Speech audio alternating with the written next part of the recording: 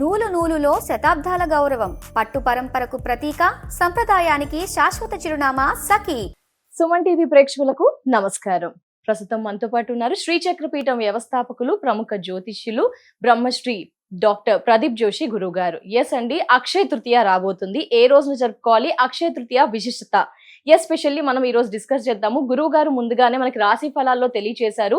కొన్ని రాసుల వారికి అక్షయ తృతీయను ఖచ్చితంగా సద్వినియోగపరచుకోండి, అలా సద్వినియోగపరచుకుంటే గనక డెఫినెట్ గా రాజయోగం బాగుంటుంది అని తెలియజేశారు. ఎస్, ఆ వివరంతో పాటు ఎలాంటి రాశి వారు ఏం పరిహారాలు, అందరూ కూడా ఏం చేయాలి, గురువు గారి మాటల్లో విందాం. గురువు గారు నమస్కారం. గురువు గారు శ్రీమాత్రే నమః. గురువు గారు, ఎస్పెషల్లీ అక్షయ తృతీయ అందరూ కూడా ఏం పాటించాలి? మరి ముఖ్యంగా మనం ప్రీవియస్ డిస్కస్ చేశాం గురువు గారు, రాశి ఫలాలు చెప్పేటప్పుడు అక్షయ తృతీయను ఖచ్చితంగా ఈ రాశుల వారు ఇది చెయ్యండి బాగుంటుంది అని తెలియజేసి, ఆ రాశి వివరణ ఎవరు ఏం చేయాలి అవంతా కూడా ఒకసారి తెలియజేస్తారా గురువు గారు? శ్రీ గురుభ్యో నమః. శ్రీమాత్రే నమః. సిద్ధలక్ష్మి, మోక్షలక్ష్మి, జయలక్ష్మి, సరస్వతి, శ్రీలక్ష్మి, వరలక్ష్మి చ ప్రసన్న మమ సర్వదా. శ్రీమాత్రే నమః. అక్షయ తృతీయ, ఫస్ట్ మనం ఈ అక్షయ తృతీయ అంటే అర్థం తెలుసుకోవాలి.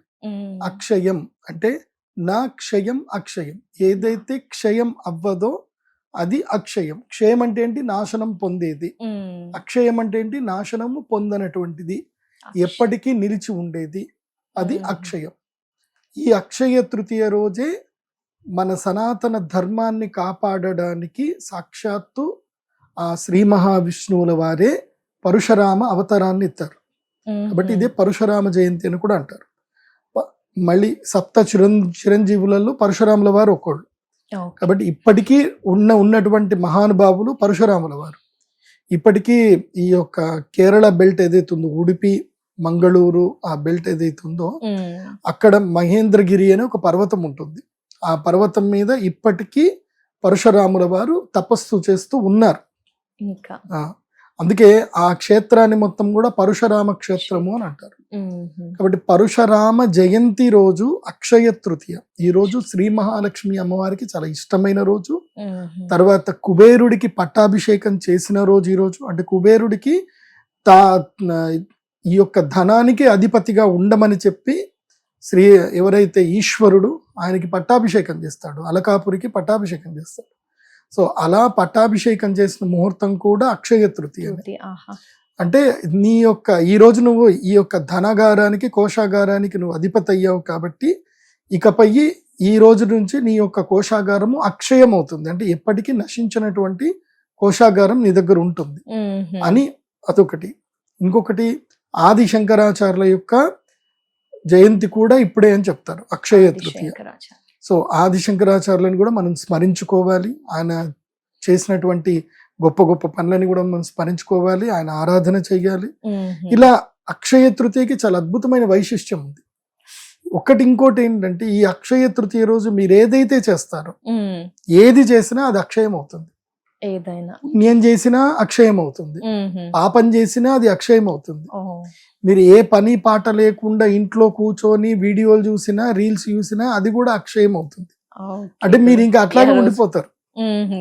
ఈ రోజు పుణ్యం చేసుకున్నారే అనుకోండి, ఆ పుణ్య ఫలం నీకు నిండిపోతుంది.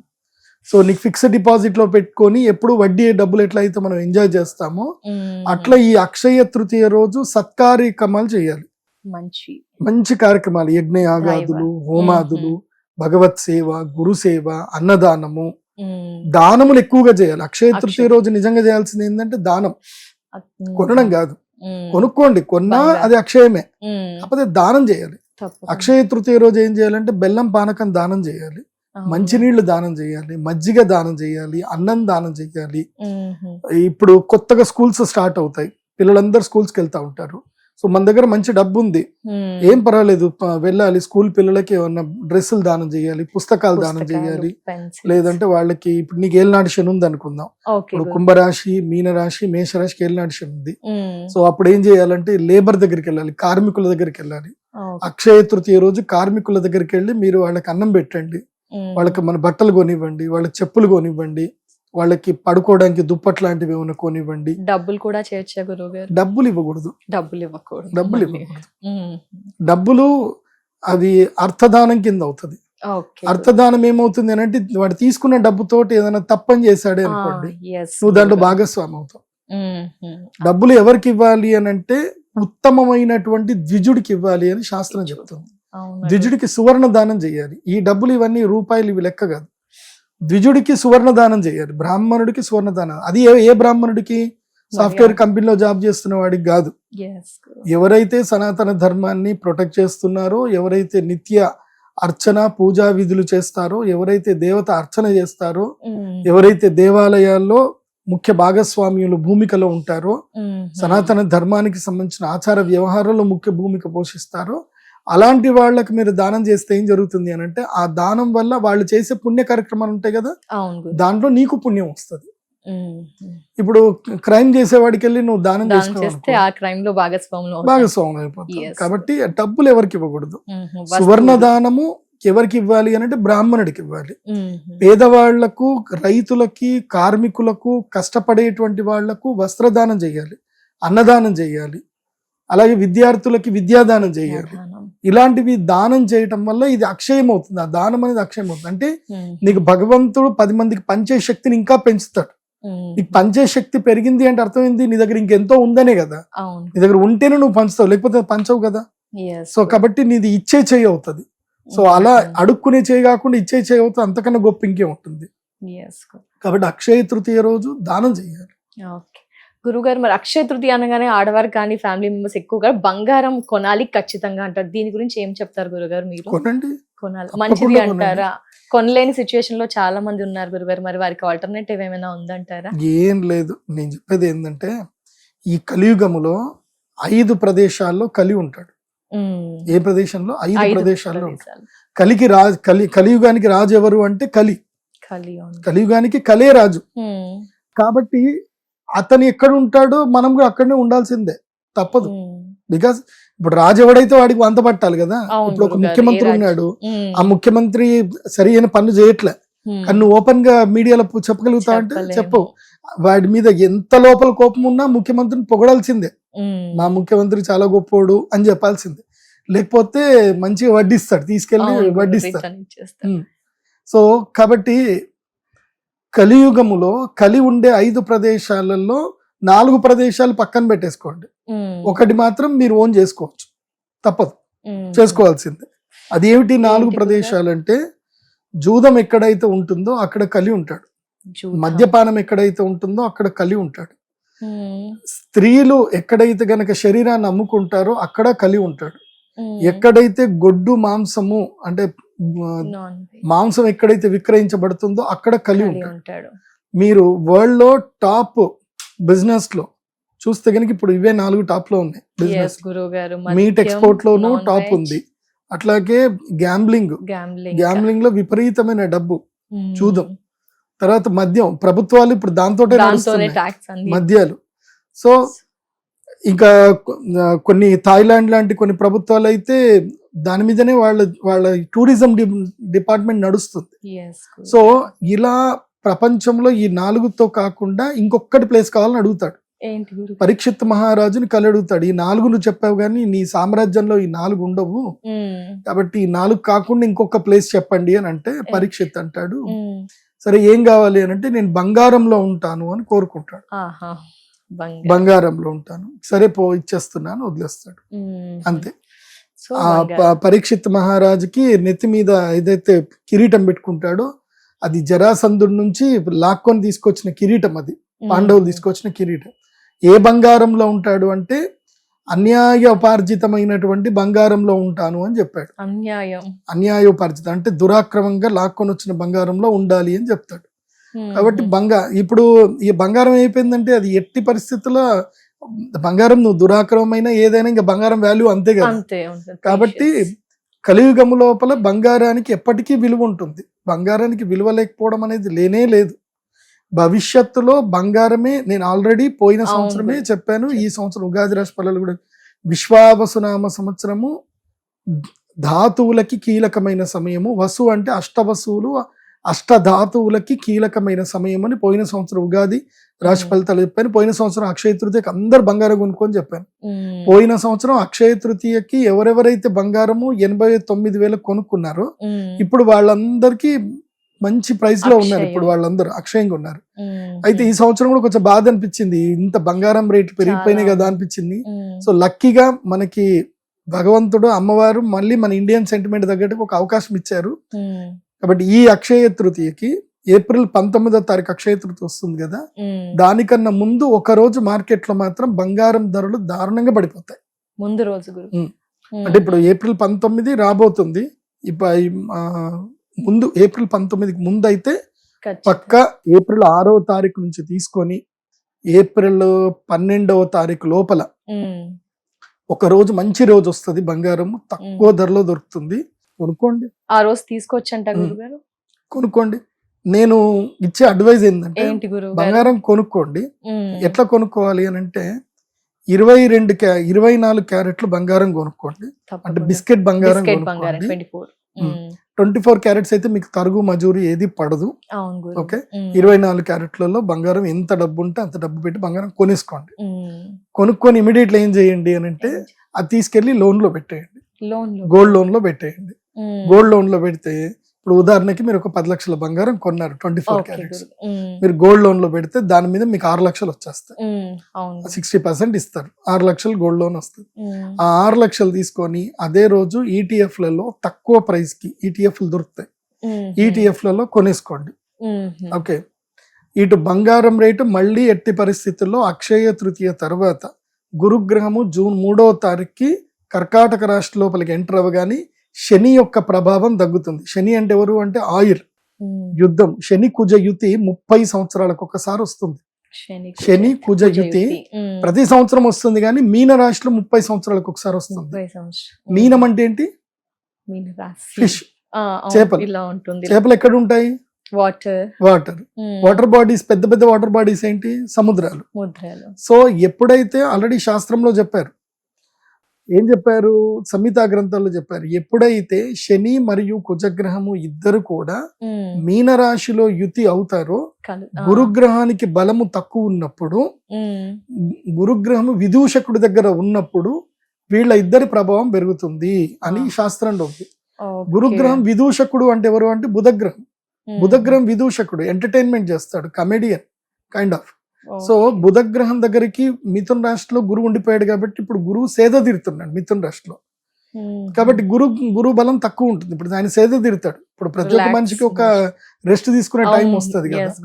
సో నెక్స్ట్ ఇయర్ ఇప్పుడు ఉదాహరణకి ఇక తెల్లారితే మనం వెళ్ళిపోతున్నాము, మనకు ఉద్యోగం చేయాలంటే ఏమున్నాయి అన్ని కంప్లీట్ చేసుకుందాం రవే అనుకుంటాం. అట్లాగే ఆయన సేద తీరుతున్నాడు.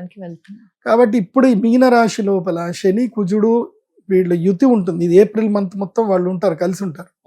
వీళ్ళ కలిసి ఉంటే సముద్రం మీద విపరీతమైనటువంటి దాళ్లు జరుగుతాయి, యుద్ధాలు జరుగుతాయి, సముద్ర యుద్ధాలు అన్నట్టుగా. ఇప్పుడు ఏమవుతుంది, హార్మోజ్ ఏదైతే అది క్లోజ్ చేసేసారు. రేపు రెడ్ సీ కూడా క్లోజ్ చేసేస్తారు. అంటే ఇటు యెమెన్ కంట్రీ అది క్లోజ్ చేస్తుంది, ఇరాన్ ఇది క్లోజ్ చేసి యుద్ధాలు అవుతున్నాయి కదా. దీంతో క్రూడ్ ఆయిల్ ప్రైస్ $140 $150 వెళ్ళిపోతుంది. క్రూడ్ ఆయిల్ వెళ్ళిపోయిందనంటే డాలర్ కి ప్రైస్ ఇంక్రీజ్ అవుతుంది. సో అప్పుడు గోల్డ్ సిల్వర్ ఇన్వెస్టర్స్ అందరు కూడా అటు వెళ్ళిపోతారు. So gold price silver price పడిపోతాయి. ఇది అంతా జూన్ 3 వరకు ఉంటుంది. మెయిన్ ఏప్రిల్ 19 దాకా లోలో దొరుకుతాయి. ఏప్రిల్ 19 నుంచి కొంచెం హై ప్రైస్ లో, అంటే మరీ అంత ఎక్కువ కాకుండా ఈ ఏప్రిల్ 19th కి బిఫోర్ ఏదైతే డిస్కౌంట్ దొరుకుతుందో ఏప్రిల్ 19 తర్వాత అయితే దొరకదు. సో ఏప్రిల్ 19 తర్వాత దొరుకుతాయి. కాబట్టి ఇటు గోల్డ్ లోను పెట్టుకొని ఇటు అది తీసుకొని ఏం చేసుకున్నామంటే మనము ఈటీఎఫ్ కొనుక్కున్నాం అనుకోండి, ఇటు ఈటీఎఫ్ ప్రైస్ పెరుగుతుంది, అటు మనం కొన్న గోల్డ్ ప్రైస్ పెరుగుతుంది, రెండు పెరుగుతాయి. ఇదేముంటుంది, మామూలు వడ్డీ పడుతుంది, గోల్డ్ లోన్ వడ్డీ. అది వడ్డీ కట్టేసుకొని సంవత్సరం తర్వాత మీరు విడిపించుకున్నారనుకోండి, సంవత్సరానికి అదే బంగారము నాకు తెలిసి నెక్స్ట్ ఇయర్ అక్షయ తృతీయ వరకు 2027 అక్షయ తృతీయ వరకు 24 క్యారెట్ల గోల్డ్ 1,90,000 కన్ఫర్మ్ ఉంటుంది. 1,90,000 24 క్యారెట్లు 10 గ్రాములకి ఉంటుంది. కాబట్టి ఇప్పుడు మీరు 1,30,000కి పడి కొన్నారే అనుకోండి, 70 లక్షలు 70,000 ప్రాఫిట్ లోనే ఉంటారు. ఆల్మోస్ట్ 70 అంటే 60,000 ప్రాఫిట్ లో ఉంటారు, 1,90,000కి వస్తే. సో 60,000 ప్రాఫిట్ లో ఉంటారు. ఇక్కడ కూడా ETF లో కొంటారు కాబట్టి సేమ్ ప్రైస్ లో అది కూడా ఒక 60,000 ప్రాఫిట్ లోకి వచ్చేస్తారు. సో మొత్తం లాభం, 2 రకాలుగా లాభం వచ్చేస్తుంది. ఎస్ గురుగారు. కాబట్టి పెళ్లిలో ముహూర్తాలు ఏమైనా ఉంటే 22 క్యారెట్స్ ఇప్పుడు కొనకండి, 24 క్యారెట్స్ కొనుక్కోండి. మీరు అదే బిస్కెట్ బంగారం మీరు ఇచ్చేసి 22 క్యారెట్స్ కూడా ఆ రోజు కూడా ఏ రోజు కావాలంటే ఆ రోజు కొనుక్కోవచ్చు కదా, తగదు. బిస్కెట్ బంగారం ఏంటంటే మనకు ఒక వాల్యూ ఉంటుంది. అదే మీరు 22 క్యారెట్స్ కొనుక్కున్నారనుకోండి, అది మీరు కొనేటప్పుడే తరుగు, మజూరీ, అవన్నీ GSTలు అవన్నీ కూడా మీరు 15% మినిమం కట్టాల్సిందే. అంటే మీరు ఎక్కువ పెట్టి బంగారం కొంటున్నారు. అది. సో అదొక్కటి చూసుకోండి. కాబట్టి అక్షయ తృతీయ రోజు అయితే బంగారం కొనండి అని చెప్తా, అంతకన్నా ముందే కొనండి. అక్షయ తృతీయ రోజుకి నాకు తెలిసి డిమాండ్ ఎక్కువ పెరుగుతుంది కాబట్టి ఆ రోజు ప్రైస్ కూడా ఇంకెక్కువ అయ్యే అవకాశం ఉంటుంది. ముందు రోజే కొంటే ఆ ప్రతిఫలం ఉంటుందంటారా గురుగారు? లేదు, అక్షయ తృతీయ రోజు మనం కొన్న బంగారం తీసుకెళ్లి అమ్మవారి దగ్గర పెట్టి పూజ చేసుకోవాలి. అమ్మవారి దగ్గర పెట్టి పూజ చేయడమే మనం కొన్నట్టు. ఇంటికి తెచ్చుకోవడం అదేం లేదు. నీకు ఎప్పుడు ప్రైస్ తక్కువ ఉంటే అప్పుడు తెచ్చి ఇంట్లో పెట్టుకోండి. అక్షయ తృతీయ రోజు చక్కగా పసుపు కుంకుమ వేసి అమ్మవారి దగ్గర పెట్టి ఆ రోజు ఆభరణాలు ధరిస్తే నువ్వు ఓన్ చేసుకున్నట్టు.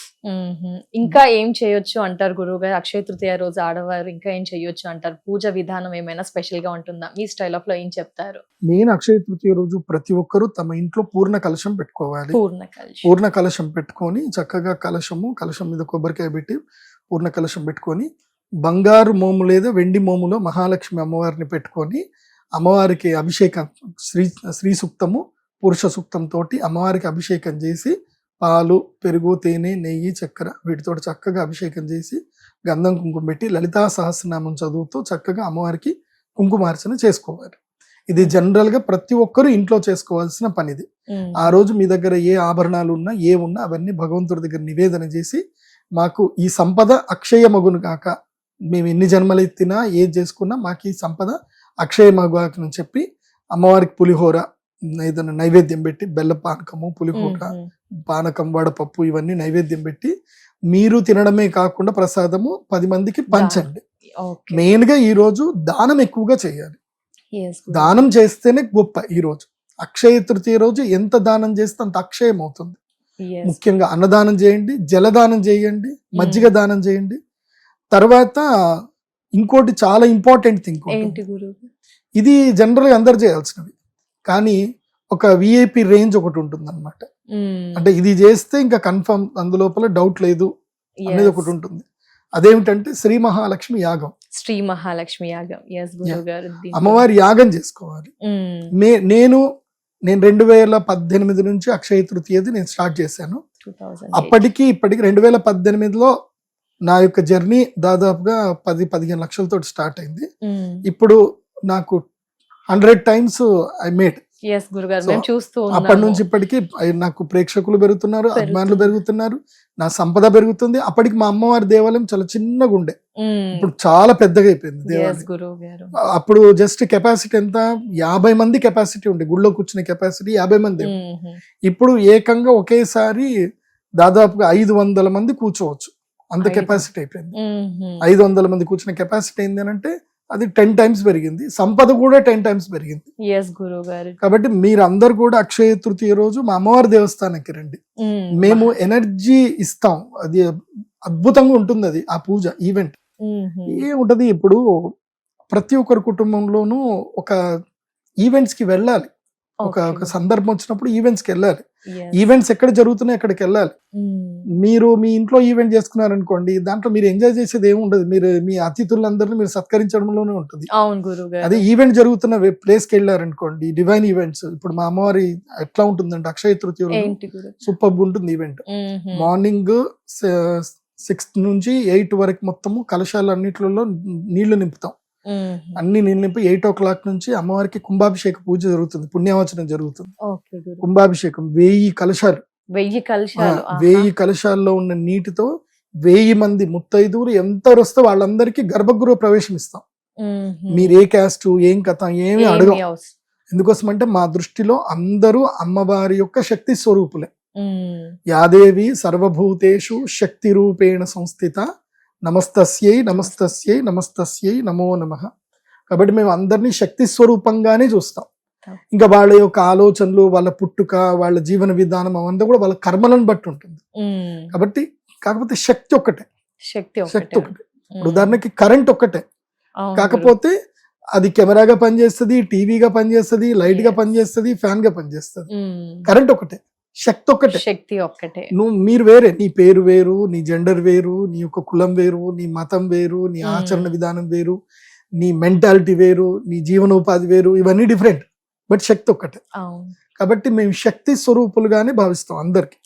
మీరు అందరు రావాలి, అక్కడ చక్కగా స్నానాలు చేసుకోవాలి, సాంప్రదాయ వస్త్రాలు ధరించాలి, కలశం తీసుకోవాలి, కూర్చోవాలి. మేము మంత్రాలు అన్ని చదువుతాము, అన్ని కలశాల మీద చక్కగా అక్షంతలు వేస్తాము. అప్పుడు అమ్మవారి గుడిలోకి వెళ్ళి సాక్షాత్తు శ్రీ లలితా త్రిపుర సుందరి దేవి అమ్మవారి యొక్క పాదములకి మీరు అభిషేకం చేయండి. అందరికి అభిషేకం అవకాశం ఇస్తాం. గర్భగుడి లోపలికి అందరికి ప్రవేశం ఇస్తాం. ఒక్క అక్షయ తృతీయ రోజు ప్రవేశం ఇస్తాం. అందరు వెళ్ళాలి ఆ జగదంబకి. ఎందుకోసం అంటే మా నాన్నగారు బ్రహ్మశ్రీ కృష్ణ జోషి గారు ఆయన వాక్యం ఏంటంటే, భగవంతుణ్ణి మనం ఎవరికి దూరం చేయకూడదు. మనం అందరిని మనం దగ్గర చేయడానికి నేను గుడి కట్టాను, దూరం చేయడానికి గుడి కట్టలే. నా ఒక్కడికే పూజ చేయాలి, నేను ఒక్కడినే పుణ్యం పొందాలి అనుకుంటే అది స్వార్థం. అందరికి ఆ పుణ్య ఫలం ఇవ్వాలి, అందరికీ భగవత్ సేవ చేసుకునే శక్తి ఇవ్వాలి అని చెప్పి మా నాన్నగారి యొక్క సంకల్పం అదే ఉండే. అదే ఆలోచన విధానాన్ని మేము కంటిన్యూ చేస్తున్నాం. కాబట్టి అక్షయ తృతీయ రోజు అందరికీ గర్భగృహ ప్రవేశం ఉంటుంది. అందరూ అమ్మవారి యొక్క పాదుకలకు అభిషేకం చేయొచ్చు. తర్వాత మేము దానికి ఒక నియమం ఉంటుంది. వేద మంత్రములు, వేదములు చదువుకున్న వ్యక్తులు ఎవరైతే ఉంటారో అర్హత ఉన్న వ్యక్తులకు మాత్రమే అమ్మవారి యొక్క శిరోపాదమస్తకం వరకు అభిషేకం చేసే అధికారం ఉంటుంది. వేద అర్హత లేనటువంటి వాళ్లకు, ఆ యొక్క విజ్ఞాన అర్హత లేని వాళ్లకు పాదసేవ మాత్రమే ఉంటుంది. అంటే అమ్మవారి పాదుకలు మాత్రమే కడగాలి, నెత్తి నుంచి పోసే అధికారం వాళ్ళకు లేదు. దాంట్లో మాత్రం శాస్త్రం పాటించాలి. కాబట్టి అమ్మవారి యొక్క పాదములు పాద పూజ చేయడానికి అందరికీ ఇస్తాం అర్హత. అందరూ వచ్చి అమ్మవారి పాదుకలు చేసుకోవాలి. అక్కడ 365 కిలోల పంచలోహ శ్రీచక్రం ఉంటుంది. మీకు సౌత్ ఇండియాలో ఎక్కడ కూడా లేదు, అంత బరువైన పంచలోహ శ్రీచక్రం ఎక్కడా లేదు. అందుకే మా పీఠం పేరు శ్రీచక్ర పీఠం. అక్కడ శ్రీచక్రానికి అభిషేకం చేయండి, అమ్మవారికి అభిషేకం చేయండి, నవావరణ పూజ జరుగుతుంది, అది చూడండి. అమ్మవారికి మీ చేతితో అభిషేకం చేయడం అంటే అంతకన్నా పుణ్యం ఇంకోటి ఉండదు. అక్షయ తృతీయ రోజు. ఇంకోటి, మీరు ఎక్కడ ఏ టెంపుల్ కైనా వెళ్ళండి, మిమ్మల్ని ఎవరు గర్భగుడిలోకి రానివ్వరు. మిమ్మల్ని అక్కడే ఉండి మీరు అభిషేకం చూడండి, తీర్థం ఇస్తాం తీసుకొని వెళ్ళండి అంటారు. కానీ అమ్మవారిని స్పర్శ చేసే అర్హత ఎవరికి ఇవ్వరు. మేము ఇస్తున్నాం ఆ ఒక్క రోజు మాత్రమే. ఆ 12:30 గంటల మళ్ళీ అమ్మవారి అభిషేకం అయిపోయింది, అలంకరణ అయిపోయింది అని అంటే ఇంకెవరిని అలో చేయలేదు. అక్షయ తృతీయ రోజు ఒక రోజు అలో చేస్తాం.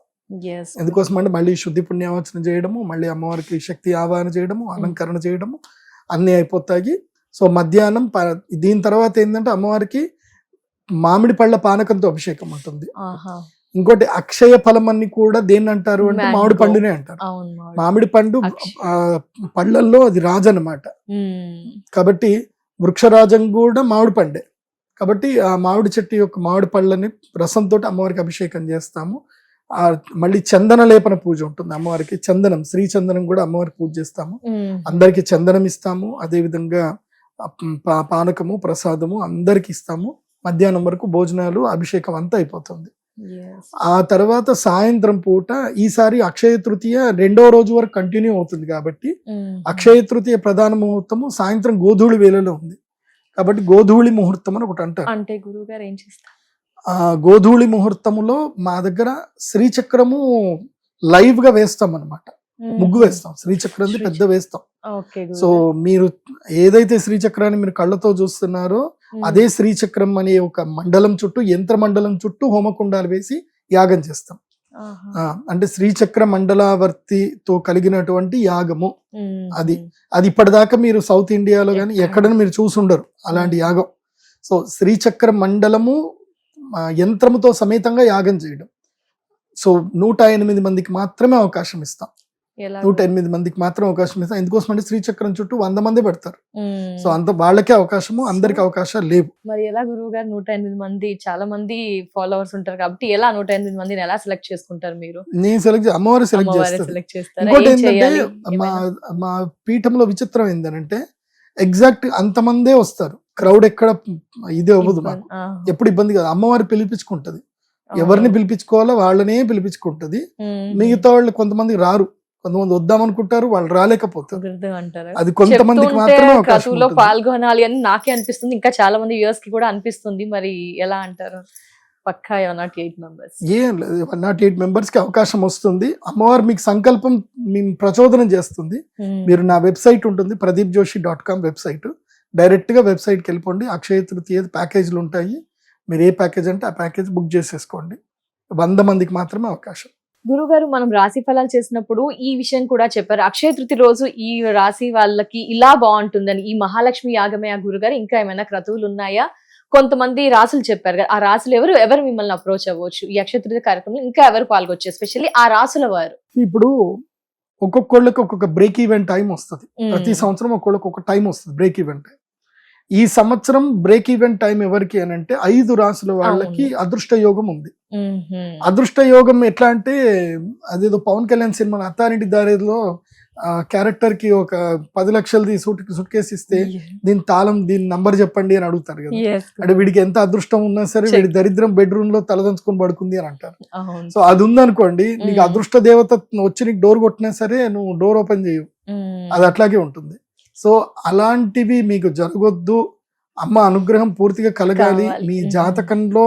ఇప్పుడు గోచార రీత్యా మీకు అదృష్ట యోగం ఇప్పుడు రాబోతుంది, కానీ మీ జాతకంలో సరిగ్గా లేదు, మీ ఇంట్లో వాళ్ళు సరిగ్గా లేరు, నీ ఎన్విరాన్మెంట్, నువ్వు ఏదైతే ఎన్విరాన్మెంట్ లో ఉన్నావో ఆ ఎన్విరాన్మెంట్ సరిగ్గా లేదు, నీకు వచ్చే అదృష్టం కూడా రాదు.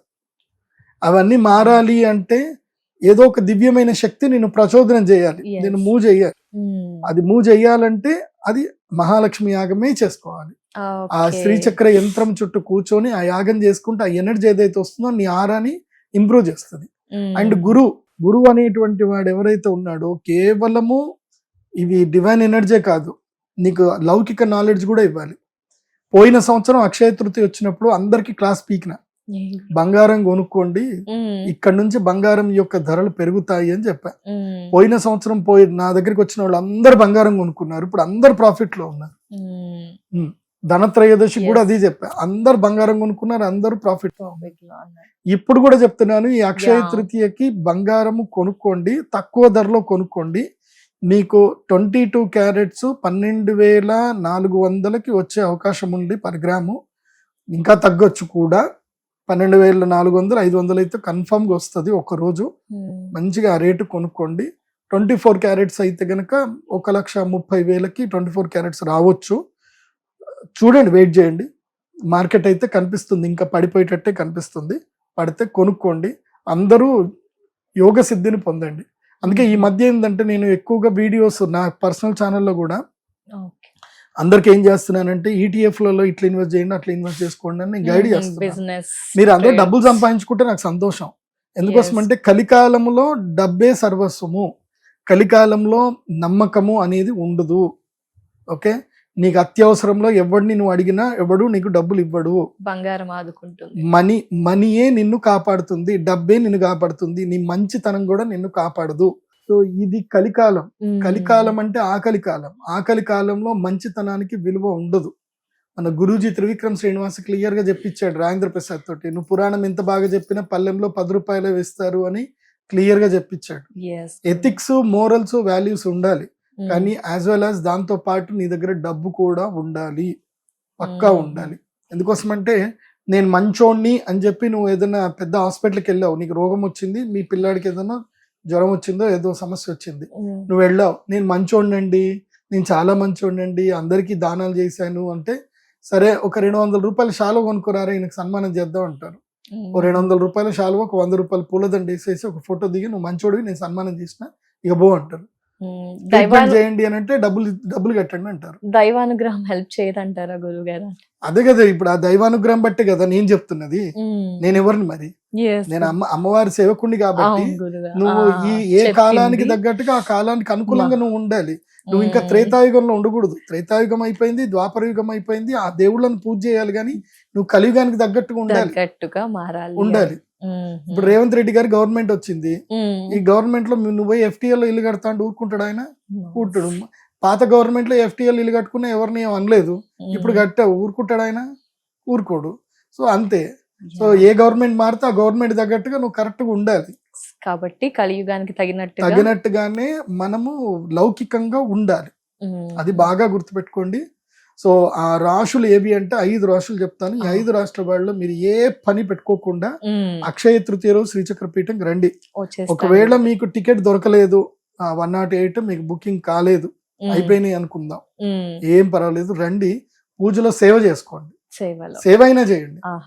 అమ్మవారికి అభిషేకం చేయడానికి అయితే 1008 మందికి అవకాశం ఉంది. ఆ 1008లో మీరు ఒక్కళ్ళు అవ్వండి. సో 1008 కలశాలు ఉంటాయి, మీరు అమ్మవారి పాదుక సేవ చేయండి.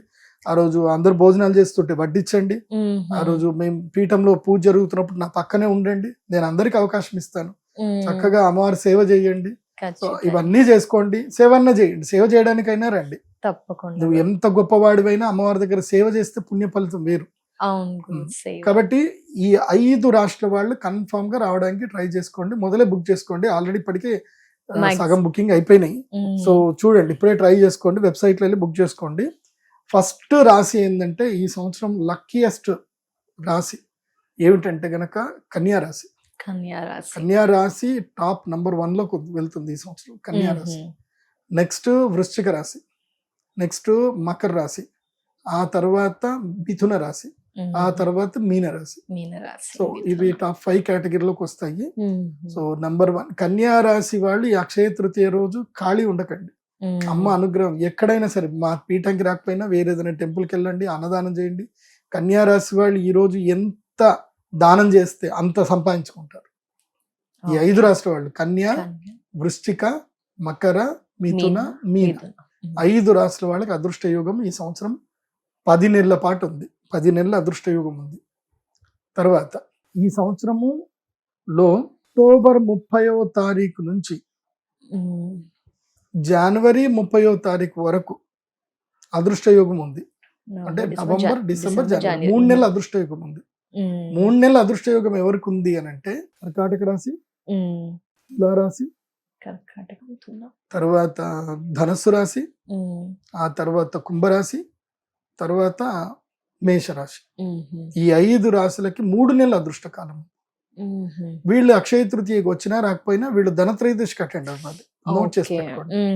వీళ్ళు ధనత్రయోదశి ఎందుకోసం అంటే అక్టోబర్ కి ధనత్రయోదశి వస్తుంది, ఆ టైంకి అటెండ్ అవ్వాలి ఈ 5 రాశి. సో ఇంకా ఏ రాశులు ఉన్నాయనంటే వృషభ రాశి ఛాన్స్ లేదు, సింహరాశి ఛాన్స్ లేదు. సింహరాశి వాళ్ళు, వృషభ రాశి వాళ్ళు తిన్నామా పడుకున్నామా తెల్లారిద్దాం. కానీ పాల్గొనాలనుకుంటే ఈ మహాలక్ష్మి యాగంలో పాల్గొవచ్చు, సేవ చేయొచ్చు, యాగం చేసుకోవచ్చు.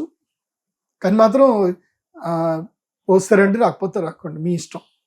ఎందుకోసమంటే మీకు రావాలి అనిపించి అమ్మ పిలిస్తే రండి. నేను చెప్పేది మాత్రం 5గురికి కన్ఫర్మ్ గా రండి అని చెప్తా. ఏ 5గురికి అక్షయ తృతీయకి 5 రాష్ట్రాల వాళ్ళకి ఇన్విటేషన్ అలౌడ్. వీళ్ళకి పాస్లు ఇచ్చేస్తున్నా, ఇన్విటేషన్ పాస్లు ఇచ్చేస్తున్నా. ఎవరికి? కన్యా రాశి, వృశ్చిక రాశి, మకర రాశి, మిథున రాశి, మీన రాశి, వీళ్ళకి మాత్రం పాస్ ఇచ్చేస్తున్నా. ఎలాంటి పనులున్నా ఆపుకొని మరి రావాలి, కన్ఫర్మ్ గా రావాలి. మిగతా 5 రాశులకి ధనత్రయోదశికి పాస్ ఇస్తున్నాను.